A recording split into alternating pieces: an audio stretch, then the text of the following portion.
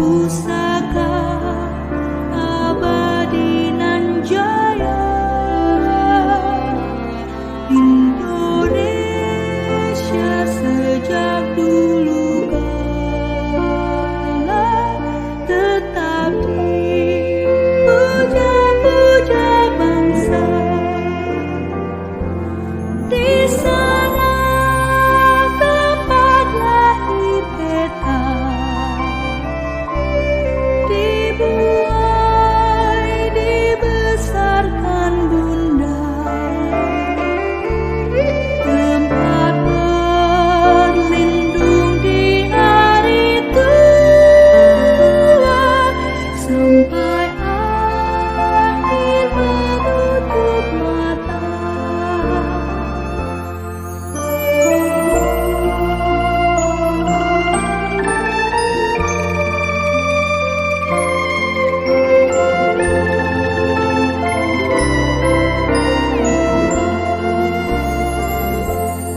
Sungguh indah tanah air beta, tiada bandingnya di dunia.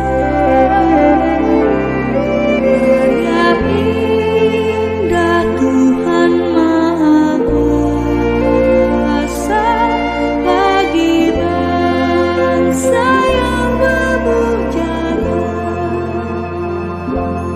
Indonesia ibu pertiwi, kau ku puja, kau ku kasihi. Aku bahkan pun jiwaku kepadamu rela diberi.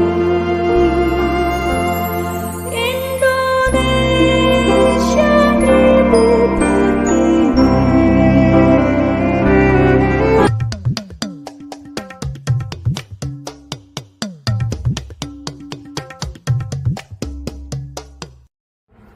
Assalamualaikum warahmatullahi wabarakatuh.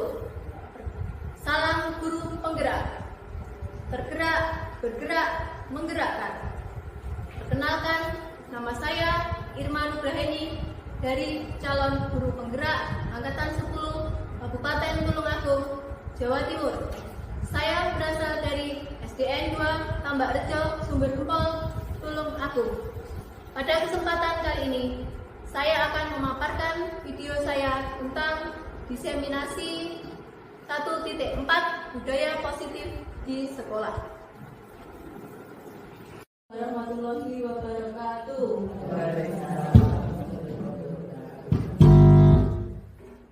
Kepada yang terhormat Ibu Sri Kami SPD selaku Kepala Sekolah SDN 1 Sidomulyo, beserta Bapak Ibu Guru SDN 1 Sidomulyo yang hari ini sudah mau meluangkan waktu untuk hadir di ruangan ini dalam acara diseminasi modul 1.4, yaitu tentang disiplin positif.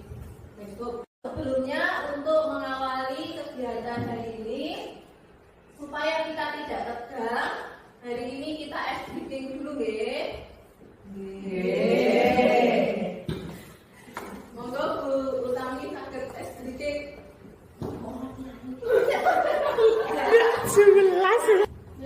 Untuk ice breaking kali ini, Bapak Ibu Guru mohon untuk berdiri di depan terlebih dahulu. Semua. Oke, semua.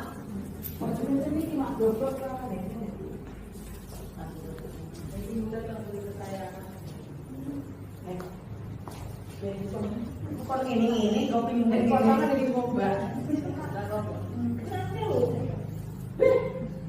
Nah, di sini nanti ice breaking-nya itu saya akan bercerita, di mana nanti kalau ada kata-kata ranu, nanti Bapak Ibu Guru memegang tangan sebelah Kanan. Ya, tangan temannya ya. Memegang tangan temannya. Jadi pertama-tama Bapak Ibu Guru berdiri dulu. Angkat semua tangan. Nanti saya membacakan cerita. Kalau ada kata-kata ranunya nanti dicari dipegang tangannya teman tangannya. Ini. Oke. Nah, kan aku kiwa dengan Dua-duanya bersama. Misalnya, Oke. Ceritanya yaitu di sebuah desa hiduplah satu keluarga yang berbahagia, di mana keluarga itu mempunyai 3 anak. Anaknya bernama Ranu. Oh, mantap bisa semua. Oke, lagi. Nah, anak tersebut sekolah di SMP Negeri 1 Gondang. Kebetulan Rani sedang belajar matematika. Rani itu mengikuti Olimpiade Matematika. Nah, selain Rani, di situ juga ada Ranu. Nah, cukup sekian SBK hari ini, kita berikan tepuk tangan. Baik, Bapak Ibu Guru, sekian dari pemaparan materi saya. Apakah ada yang mau ditanyakan? ada Oke, silakan Bu Tami. ya. Bagaimana cara memberikan pembelajaran kepada siswa pada era yang sekarang ini yang penuh dengan gadget ya? Terima kasih. Oke, baik. Saya mencoba untuk menjawab dari pertanyaan Ibu Sri Utami. Pertanyaannya, bagaimana cara memberikan pembelajaran pada era sekarang ini dengan adanya gadget ini ya? Oke. Jadi kita itu sebagai pendidik harus bisa mengikuti zaman anak-anak. Karena anak-anak itu kan sekarang eranya gadget. Jadi kita juga menggunakan gadget untuk sebagai media pembelajaran kita. Jadi nanti gadgetnya itu berfungsi positif. Selain itu, kita itu memberikan pembelajaran sesuai dengan kodrat siswa. Jadi siswa itu sebenarnya kan sudah memiliki kodrat masing-masing. Bakat dan minatnya itu kan berbeda-beda. Jadi kita harus memberikan pembelajaran yang berdiferensiasi. Oke, terima kasih Bu. Bagaimana? Materi pada modul 1.4. Di sini terdapat 7 submateri. Yang pertama yaitu tentang disiplin positif, yang kedua nilai-nilai kebajikan, yang ketiga yaitu kebutuhan dasar manusia, yang keempat motivasi perilaku manusia, yang kelima yaitu posisi kontrol guru, yang keenam keyakinan kelas, dan yang terakhir yaitu segitiga restitusi. Nah, yang pertama yaitu disiplin positif. Disiplin itu biasa diartikan sebagai suatu hukuman. Disiplin itu tidak jauh dari kata hukuman, di mana anak-anak itu biasanya kalau melanggar disiplin itu seorang guru langsung menghukum mereka. Sedangkan disiplin di sini itu bisa terjadi menjadi merupakan yang Nah, yang pertama yaitu disiplin positif. Disiplin ini tidak jauh-jauh dari kata hukuman. Di mana biasanya siswa itu kalau melanggar disiplin, seorang guru itu langsung menghukumnya. Padahal disiplin sendiri itu artinya yaitu sesuatu yang bisa menumbuhkan kesadaran. Berasal dari kata disiplina yang artinya belajar, di mana disiplin itu merupakan belajar yang berkesinambungan. Nah, disiplin ini sesuatu yang seharusnya muncul dari motivasi intrinsik dari diri sendiri.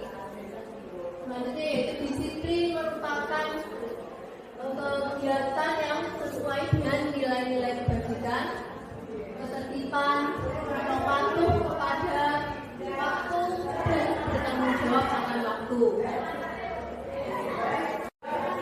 Nah, bagaimanakah cara kita sebagai guru untuk bisa memunculkan disiplin positif pada siswa itu supaya disiplin itu bisa terrealisasikan dengan motivasi intrinsik pada siswa tersebut? Jawabannya yaitu menggunakan pembelajaran dengan paradigma baru, di mana pembelajaran ini merupakan pembelajaran yang berdiferensiasi. Pembelajaran yang berdiferensiasi yang sesuai dengan situasi dan kondisi kondisi peserta didik. Jadi pembelajaran berdiferensiasi ini biasanya setiap murid itu tidak sama kebutuhan setiap murid itu kan tidak sama. Jadi kita menggunakan pembelajaran ini, namun harus tetap sesuai dengan pelajar yang berprofil Pancasila. Sebagai pengajar, kita itu harus bisa mendisiplinkan anak menggunakan perubahan stimulus respon dan pendekatan dari kontrol. Ini merupakan kalimat tematik, yaitu bila kita ingin membuat kemajuan perlahan, sedikit-sedikit ubahlah sikap atau perilaku Anda. Namun, bila kita ingin memperbaiki cara utama kita, maka kita perlu mengubah kerangka utama kita. Ubahlah bagaimana Anda melihat dunia, bagaimana Anda berpikir tentang manusia. Ubahlah paradigma Anda, skema pemahaman dan penjelasan aspek-aspek yang berprofesionalitas.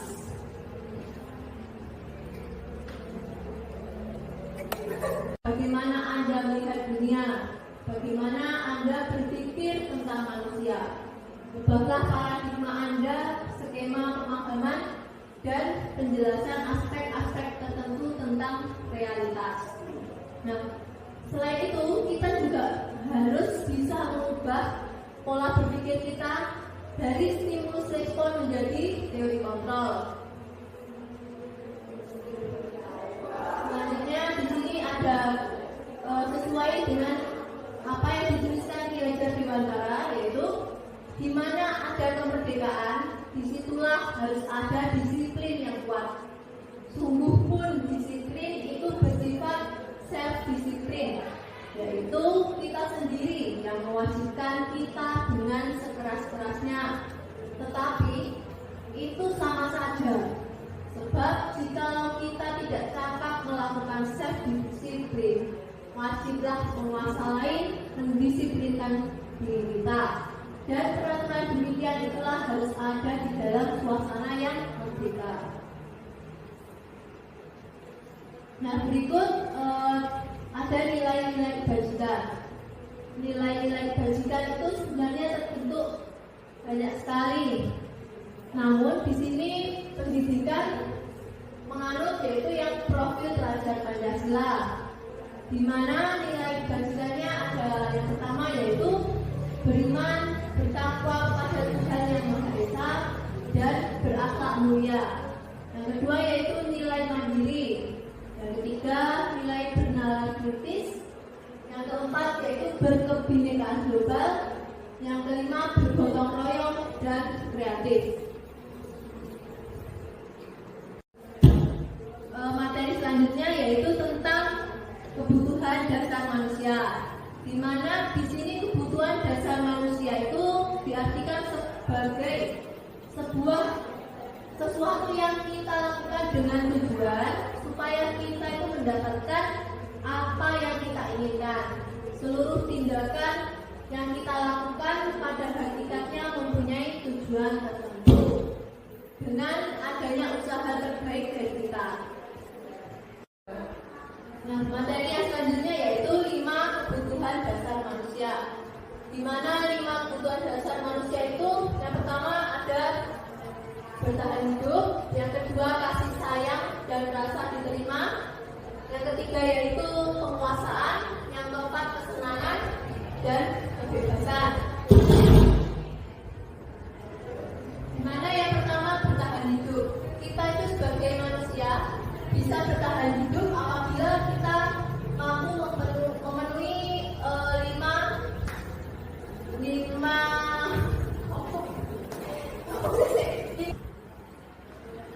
kita sebagai manusia bisa bertahan hidup apabila kita mampu memenuhi 5 kebutuhan dasar kita sebagai manusia.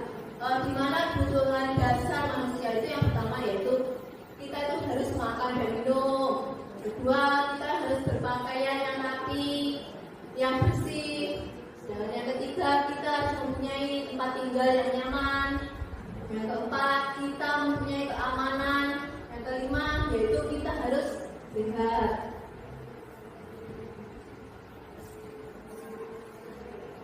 Nah, yang kedua yaitu kasih sayang dan rasa diterima. Di mana kasih sayang dan rasa diterima ini akan kita rasakan akan terpenuhi apabila kita itu dapat merasakan rasa diterima oleh orang lain di sekitar kita. Terus kita itu merasa diperdulikan, kita bisa berbagi kerjasama dengan orang lain dan bisa menjadi bagian dalam suatu kelompok. Sedangkan yang selanjutnya yaitu penguasaan. Penguasaan di sini ada 5 nilai. Yang pertama yaitu harga diri, yang kedua keinginan untuk dianggap, yang ketiga memimpin, yang keempat berprestasi dan diakui.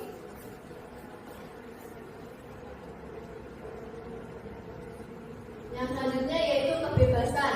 Kita sebagai manusia itu kadang-kala merasa ingin menjadi manusia yang bebas, di mana kita bisa menjadi manusia yang mandiri, manusia yang bebas untuk memiliki pilihan, manusia yang bebas untuk mencoba hal-hal yang baru, hal-hal yang tidak selalu didoktrin dan mampu mengendalikan diri kita sendiri.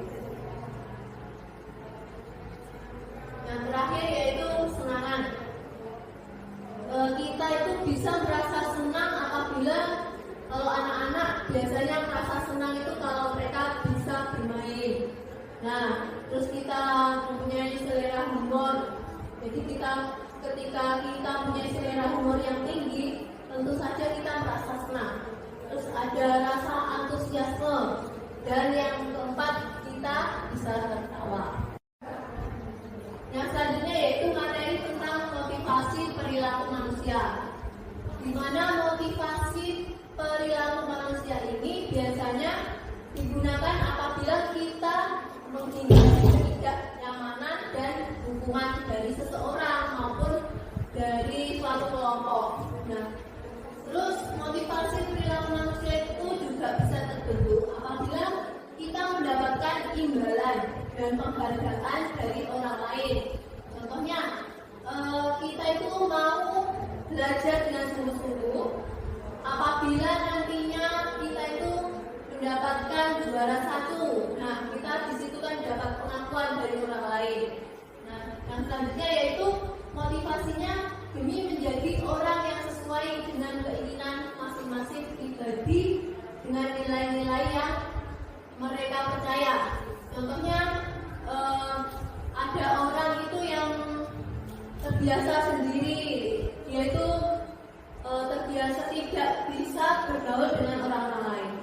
Nah, tapi dia mempunyai bakatnya itu untuk belajar dan berusaha sehingga dia itu menang dalam suatu olimpiade, di mana di situ dia itu merasa mempunyai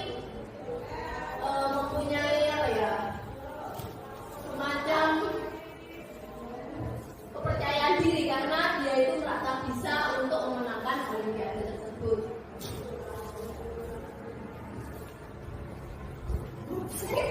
Selanjutnya yaitu teori hubungan konsekuensi dan retribusi, di mana hukuman itu biasanya diartikan sebagai suatu tindakan terhadap suatu pelanggaran.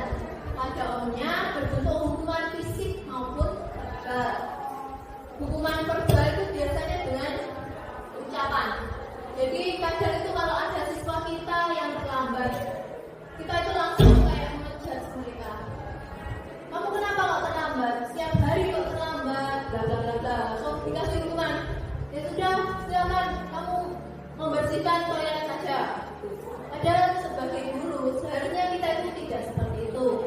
Kita itu seharusnya memecahkan masalah menggunakan segitiga restitusi sehingga nantinya masalah itu tidak akan menimbulkan masalah yang baru.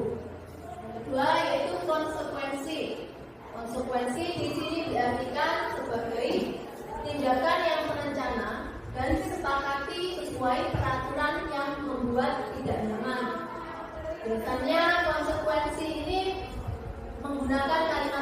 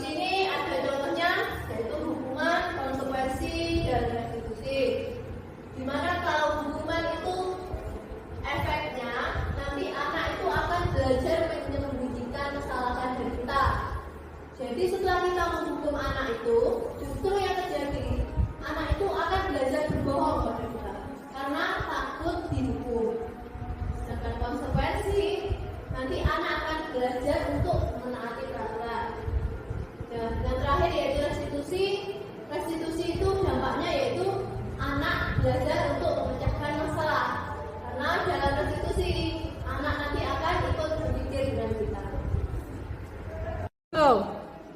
Nah, selanjutnya yaitu 5 posisi kontrol guru. Di mana di sini seorang guru itu mempunyai posisi kontrol untuk mengontrol murid-muridnya. Yang pertama yaitu posisi penghukum, yang kedua pembuat merasa bersalah, yang ketiga pemantau, yang keempat teman dan manajer. Nah, yang sangat sering kita lakukan yaitu sebagai posisi penghukum, di mana seorang penghukum itu biasanya menggunakan hukuman fisik maupun verbal. Nah, contoh kata-katanya yaitu guru-guru menerapkan posisi penghukum akan berkata, patuhi aturan.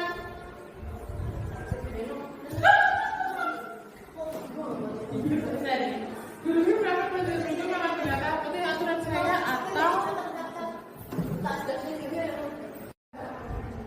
Yang selanjutnya yaitu materi tentang motivasi perilaku manusia, di mana motivasi perilaku manusia ini biasanya digunakan apabila kita menghindari ketidaknyamanan dan hukuman dari seseorang maupun dari suatu kelompok. Nah, terus motivasi perilaku manusia itu juga bisa terbentuk apabila kita mendapatkan imbalan dan penghargaan dari orang lain. Contohnya, kita itu mau belajar dengan sungguh-sungguh. Apabila nantinya kita itu mendapatkan juara 1, nah kita di situ kan dapat pengakuan dari orang lain. Nah, yang selanjutnya yaitu motivasinya demi menjadi orang yang sesuai dengan keinginan masing-masing pribadi dengan nilai-nilai yang mereka percaya. Contohnya ada orang itu yang terbiasa sendiri, yaitu terbiasa tidak bisa bergaul dengan orang-orang lain. Nah, tapi dia mempunyai bakatnya itu belajar terus-terusan sehingga dia itu menang dalam suatu olimpiade, di mana di situ dia itu merasa mempunyai apa ya, semacam kepercayaan diri karena dia itu merasa bisa untuk memenangkan olimpiade tersebut.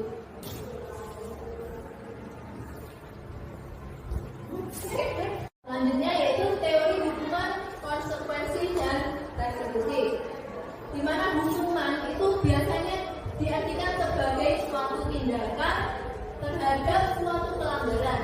Pada umumnya berbentuk hukuman fisik maupun verbal. Hukuman verbal itu biasanya dengan ucapan. Jadi kadang itu kalau ada siswa kita yang terlambat, kita itu langsung kayak ngejudge mereka. Kamu kenapa kok terlambat? Setiap hari kok terlambat? Bla bla bla bla. So dikasih hukuman. Ya sudah, silakan kamu membersihkan toilet saja. Padahal sebagai guru seharusnya kita itu tidak seperti itu. Kita itu seharusnya memecahkan masalah menggunakan segitiga restitusi sehingga nantinya masalah itu tidak akan menimbulkan masalah yang baru. Yang kedua yaitu konsekuensi. Konsekuensi di sini diartikan sebagai tindakan yang terencana dan disepakati sesuai peraturan yang membuat tidak nyaman.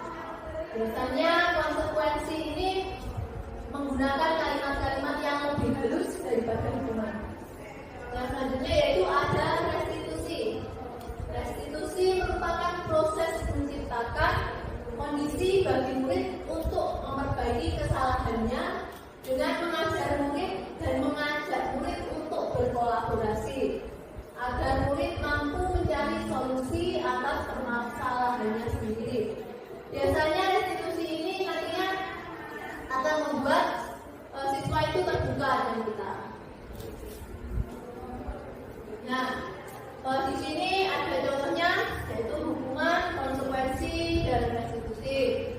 Di mana kalau hukuman itu efeknya nanti anak itu akan belajar menyembunyikan kesalahan dari kita. Jadi setelah kita menghukum anak itu, justru yang terjadi anak itu akan belajar berbohong pada kita karena takut dihukum. Sedangkan konsekuensi nanti anak akan belajar untuk menaati peraturan. Dan yang terakhir yaitu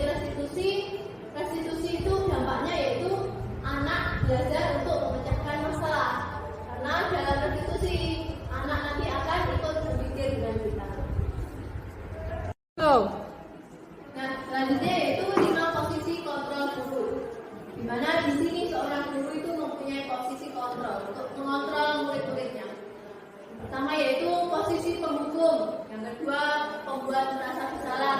Yang ketiga, pemantau. Yang keempat, teman dan manajer. Nah, yang sering kita lakukan yaitu sebagai posisi penghukum, di mana seorang penghukum itu biasanya menggunakan hukuman fisik maupun verbal. Nah, contoh kata-katanya yaitu guru-guru menerapkan posisi penghukum akan berkata, patuhi aturan.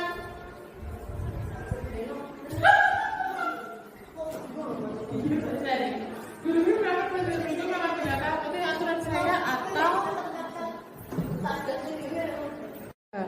Nah, posisi penghukum ini merupakan posisi yang sangat sering kita jumpai, di mana seorang guru itu sangat sering menghukum murid-muridnya ketika muridnya sudah terlambat untuk ke sekolah, contohnya.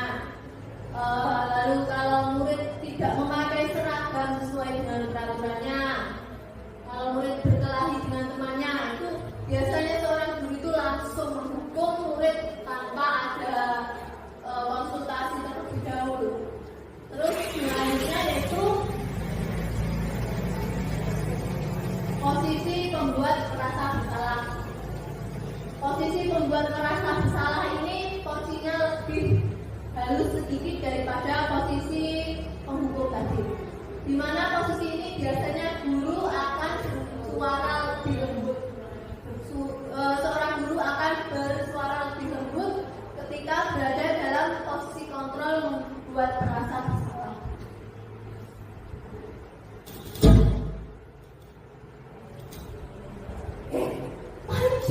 bener lebih fokus masalah.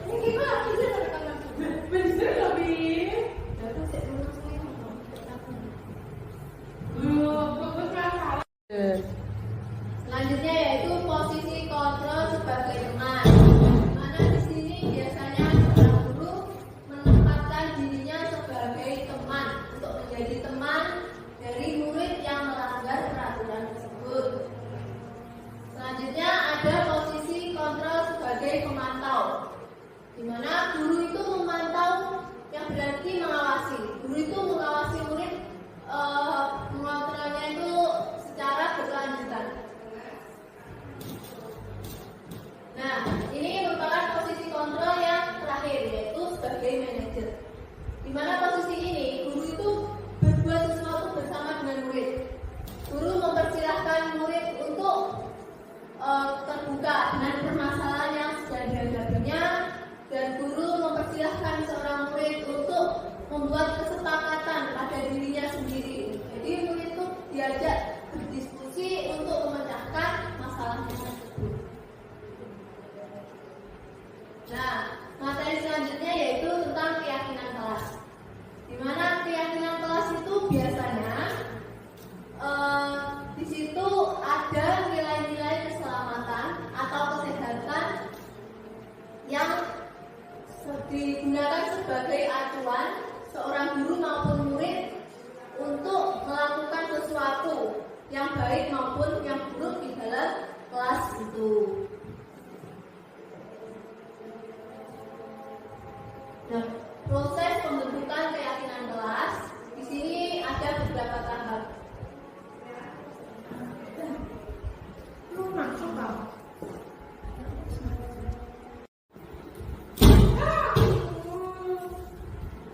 Nah, selanjutnya itu yaitu pembentukan keyakinan kelas.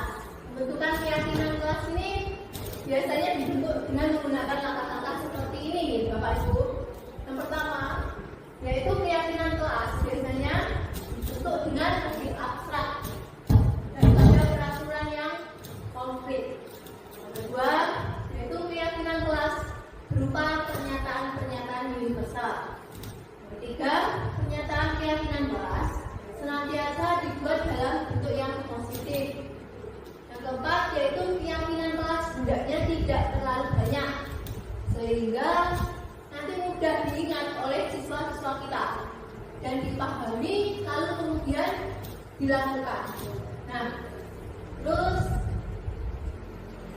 semua warga kelas itu hendaknya ikut berpartisipasi untuk membuat keyakinan kelas tersebut. Yang terakhir yaitu bersedia meninjau kembali keyakinan kelas dari waktu ke waktu. Nah, ini merupakan langkah-langkah seperti tadi untuk membuat keyakinan kelas. Selanjutnya yaitu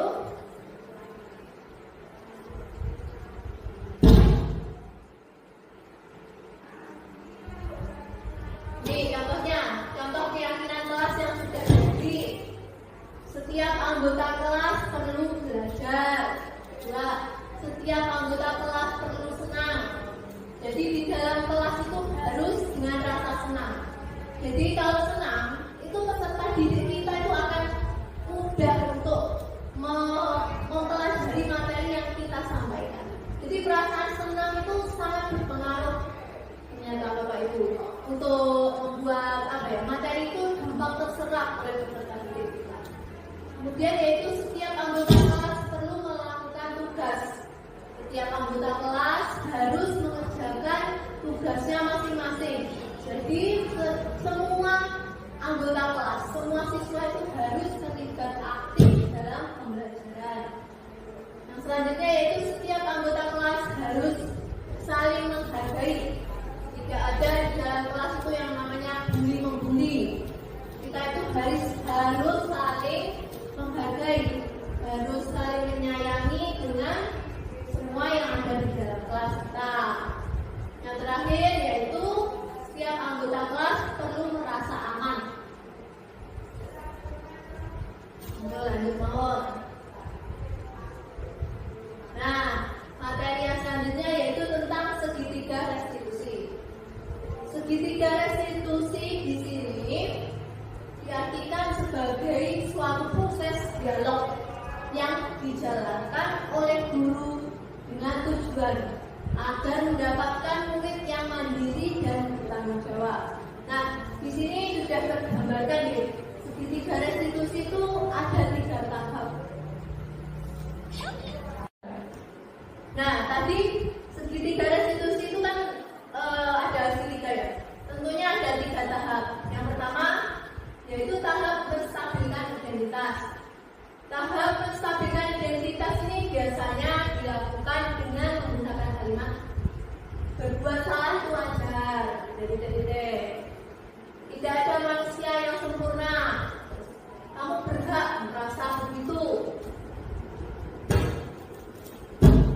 Nah, berikut saya tayangkan contoh penerapan segitiga restitusi.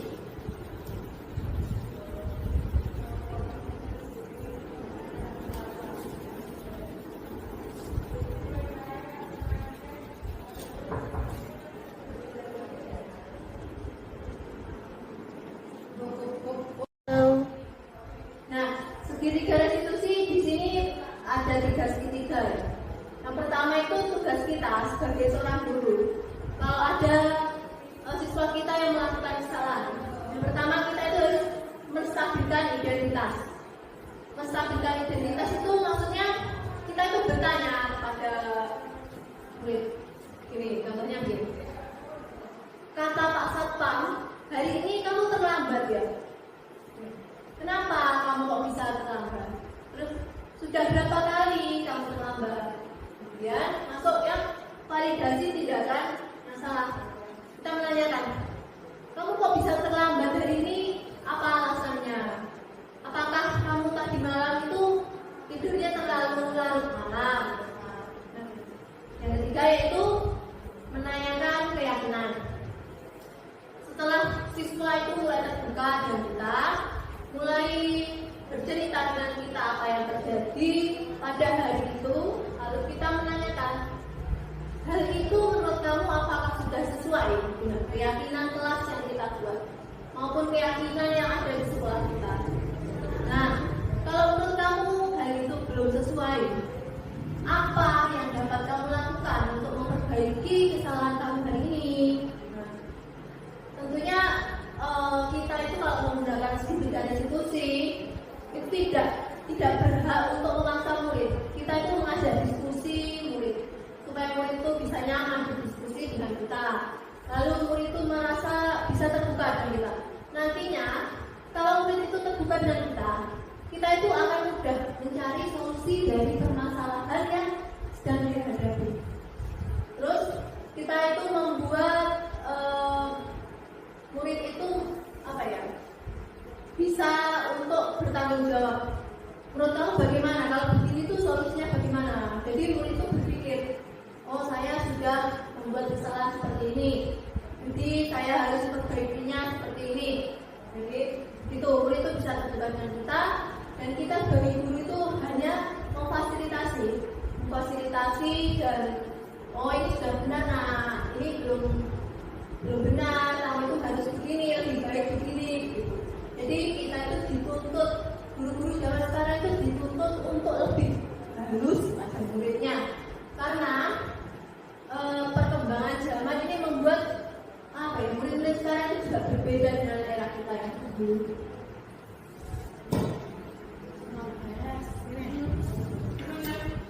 Dari pemaparan materi saya, apakah ada yang mau ditanyakan? Ada. Oke, silakan Bu Tami. Ya.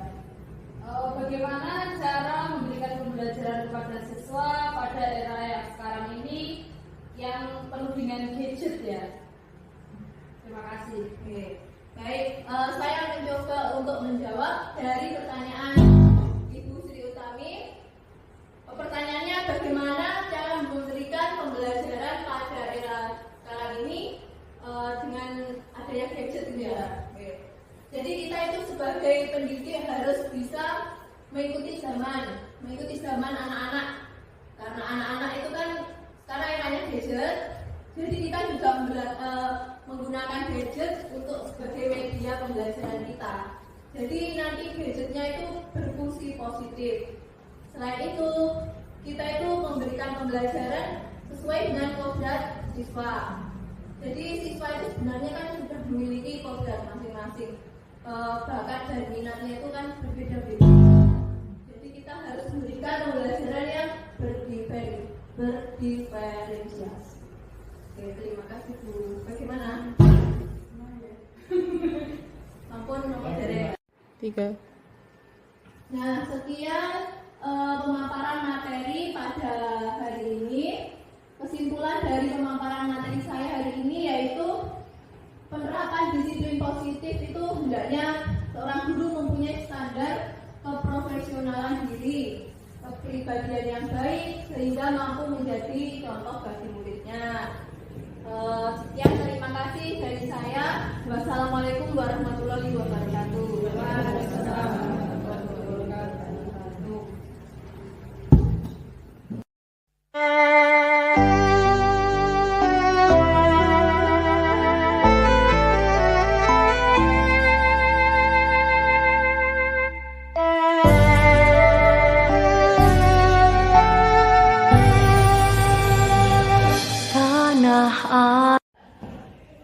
Ibu tadi dengar dari ketua kelas katanya kamu bertengkar ya sama Aisyah.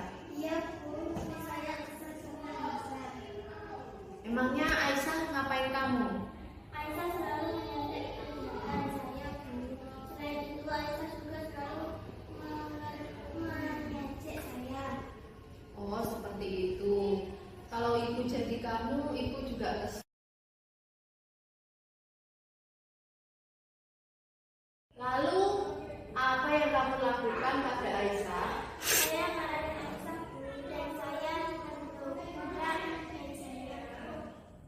Oh, kamu berbuat seperti itu tentu ada alasannya kan? Iya Bu, soalnya saya capek. Oke, balik. Lalu apa yang kamu lakukan pada Aisyah? Saya marahin Aisyah Bu dan saya menentukan ejeknya. Oh, kamu berbuat seperti itu tentu ada alasannya kan? Iya Bu, soalnya saya capek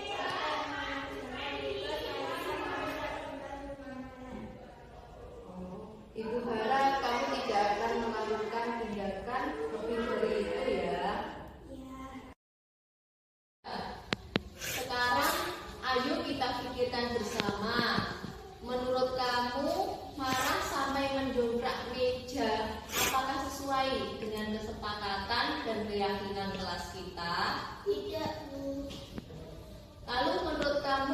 keyakinan kelas apa yang sudah kamu langgar? Berkelahi dengan sesama teman guru. Kalau menurut kamu menyayangi teman itu penting apa tidak? Penting guru. Oh baik, kalau begitu menurut kamu menyayangi teman itu kan penting. Nah, lalu keyakinan kelas apa yang harus kamu perbaiki pada saat kamu marah? Bersabar guru. Kamu bersedia untuk bersabar? Bersedia guru. Lalu apa yang akan kamu lakukan setelah ini? Saya akan bersabar.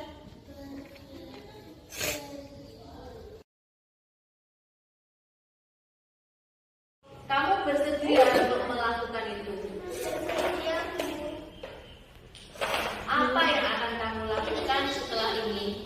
Saya akan bersabar ketika ada teman yang menunda pekerjaan saya, dan saya akan melaporkan kepada ibu. Nah, tepat sekali tindakan kamu, Siva. Tetap semangat ya. Silahkan kembali ke kelas. Terima kasih. Nah, Nizam, tadi ibu mendengar dari guru tiket. Kamu hari ini terlambat ya? Ya, guru. Sudah berapa kali kamu terlambat? Terima kasih, guru. Lalu menurut kamu terlambat itu suatu kesalahan atau bukan? Ya, guru.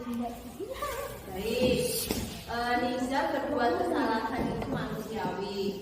Namun kita belajar dari kesalahan ya, untuk menjadi manusia yang lebih baik lagi. Bagaimana? Setuju apa tidak, Nizam?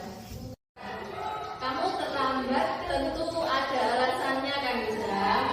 Kenapa sih kamu kok bisa terlambat? Ya, guru.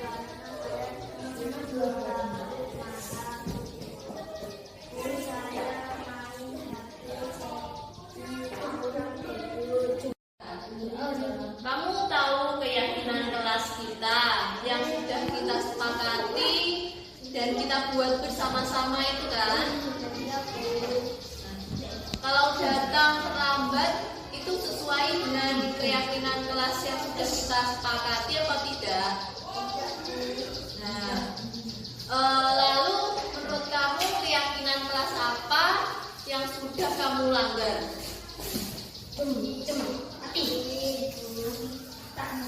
Menurut kamu disiplin itu penting atau tidak, Nisa?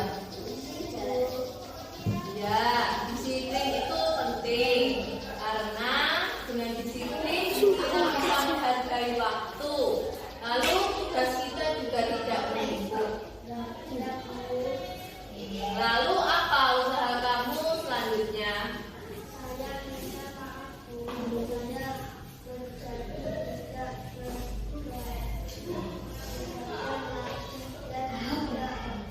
terlambat. Baik, usaha yang kamu lakukan sudah benar. Semoga nanti bisa konsisten ya.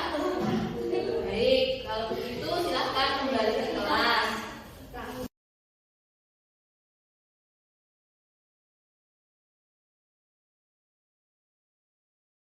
Assalamualaikum warahmatullahi wabarakatuh.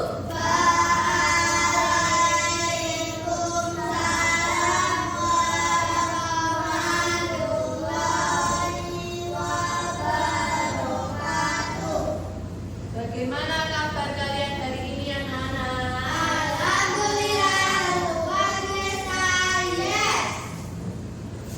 Pada hari ini Ibu akan mengajak kalian untuk membuat keyakinan kelas. Nah, apakah kalian sudah pernah sebelumnya membuat keyakinan kelas? Sudah. Berarti sudah paham ya bagaimana caranya membuat keyakinan kelas? Sudah.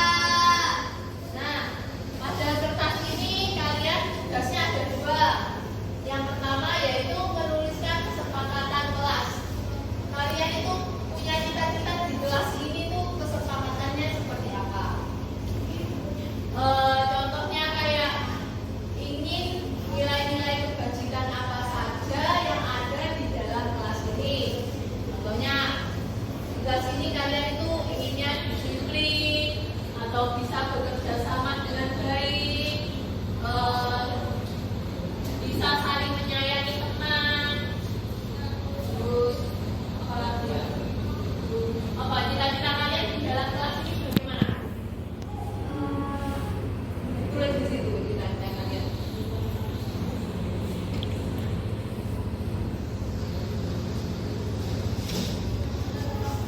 Kalian ingin rajin atau bagaimana tulisan di situ? Silakan ditulis. Yuk. Pokoknya nilai-nilai yang positif.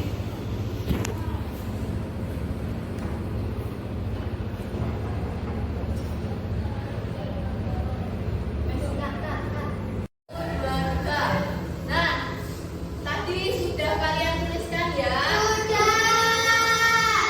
Kesepakatan kelas kalian yang kalian inginkan. Nah, yang sudah coba ditempelkan di sini. Ayo bergantian ditempelkan yuk. Ayo dari Siva.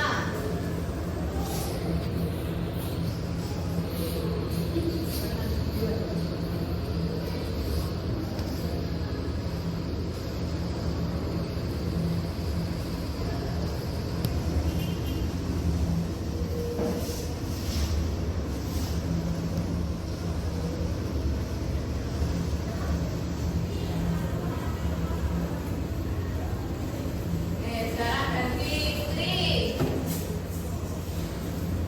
Yuk, Raisa.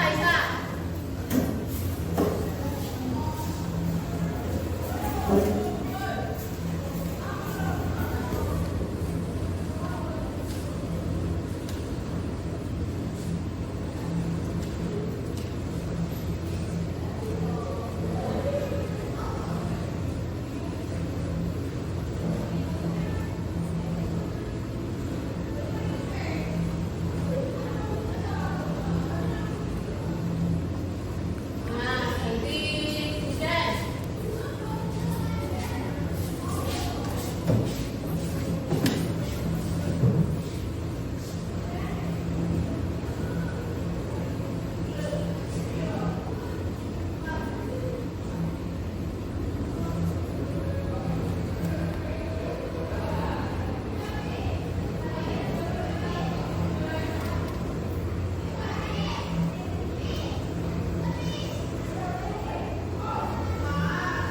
Nah, sekarang ganti Radit.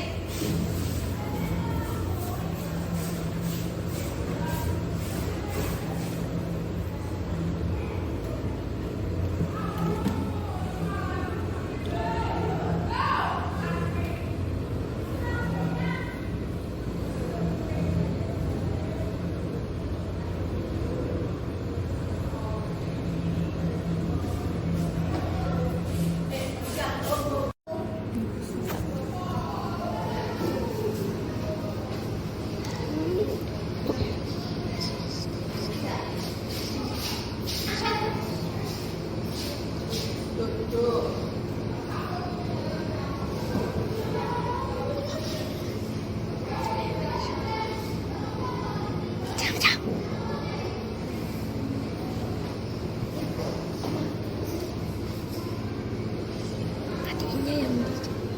Oke, terima kasih. Nah, tadi kalian sudah menuliskan kesepakatan kelas kalian ya. Dimana yang di sini ada disiplin. Lalu apa ini? Kejujuran, kasih sayang, kejujuran, kerjasama, kejujuran, kasih sayang, dan kejujuran. Berarti intinya tadi ada kejujuran, kasih sayang. Lalu ada apa lagi tadi? Kerja, ada disiplin. Lalu apa ini? Kejujuran, kasih sayang, kejujuran, kerjasama, kejujuran, kasih sayang, dan kejujuran. Berarti intinya tadi ada kejujuran, kasih sayang. Lalu ada apa lagi tadi? Kerjasama. Nah, saya tuliskan di sini kelas impian kalian kejujuran, kerjasama, disiplin, kasih sayang. Ada 4 ya.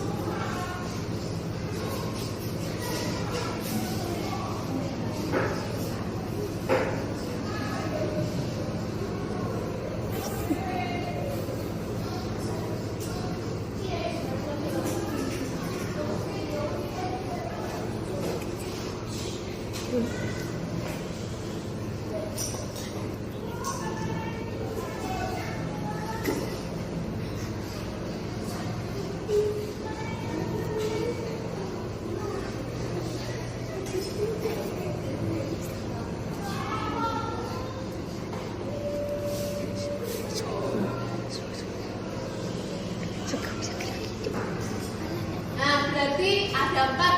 Yang pertama yaitu kalian memimpikan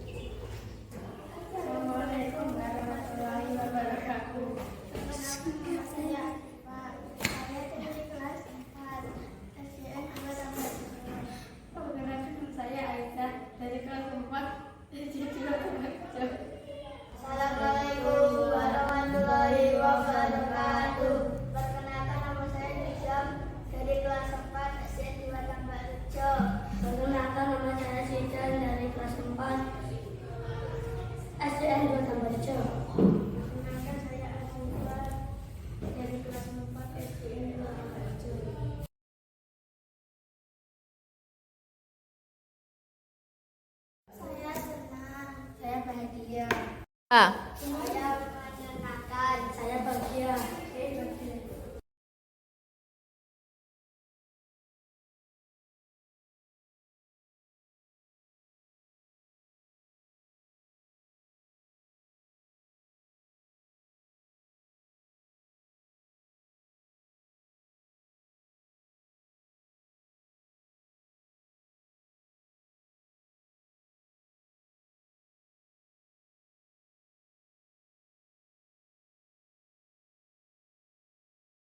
Saya bisa jujur, saya bisa disiplin. Bisa bekerja sama. Bisa disiplin. Bisa jujur.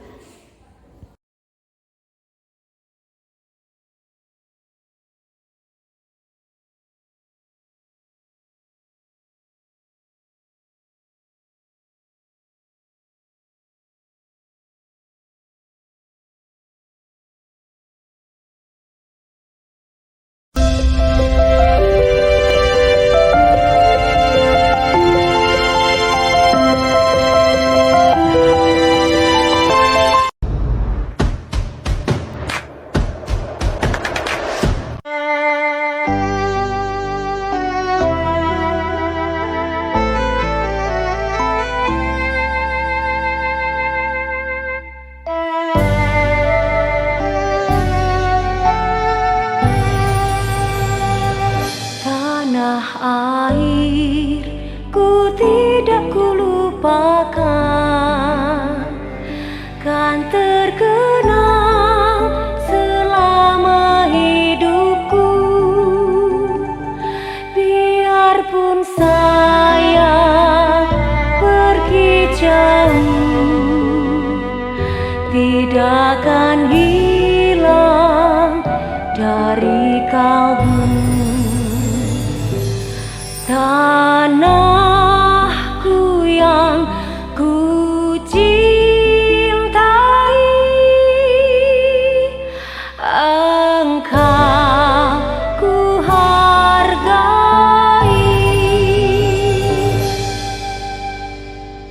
Walaupun banyak negeri ku jalani,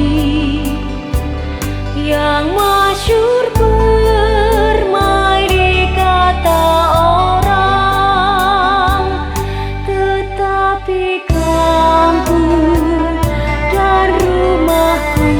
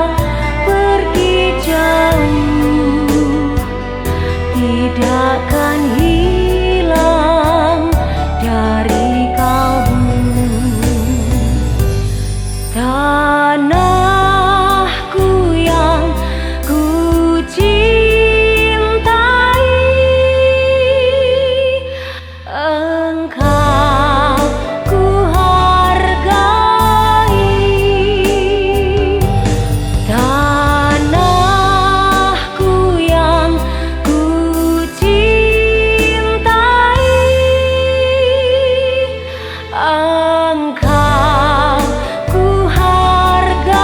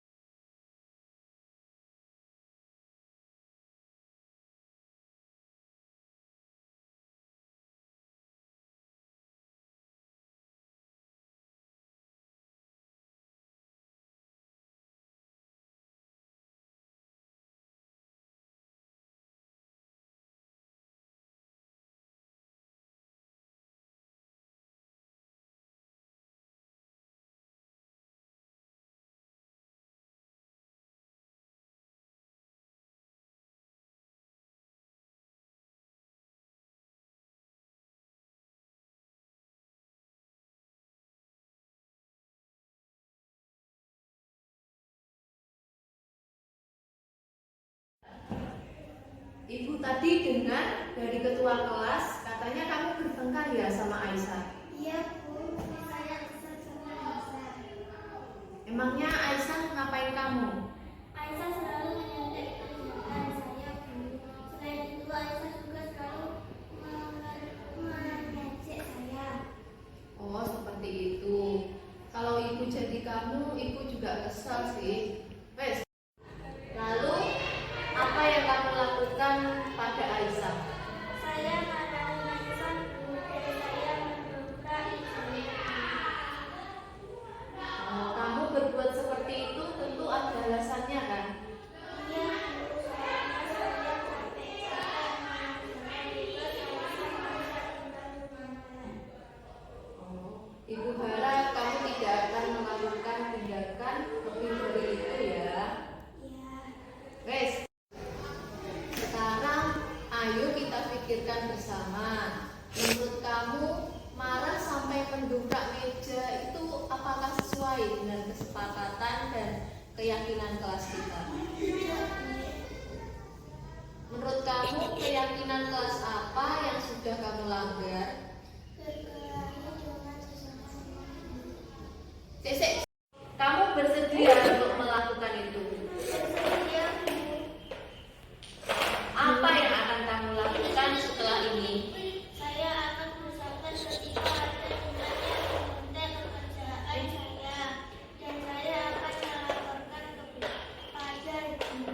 Nah, tepat sekali tindakan kamu, Siva. Tetap semangat ya. Silahkan kembali ke kelas. Terima kasih Bu. Sama-sama. Kamu bersedia untuk melakukan itu?